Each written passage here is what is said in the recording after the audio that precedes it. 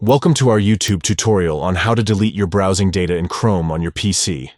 In this guide, we'll show you the simple steps to clear your browsing data and maintain your privacy.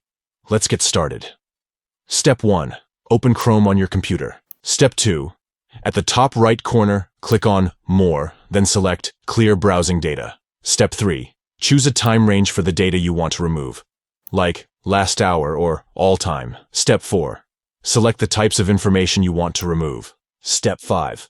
Finally, click on Clear Data. Remember, if you delete cookies and have sync turned on, Chrome will keep you signed into your Google account. However, the cookies will be removed from other devices and your Google account. If you have data sync-set across devices, like history or passwords, deleting it on your computer will remove it everywhere it's sync-set. It will be removed from other devices and your Google account. By following these steps, you can easily delete your browsing data in Chrome on your PC and maintain your privacy.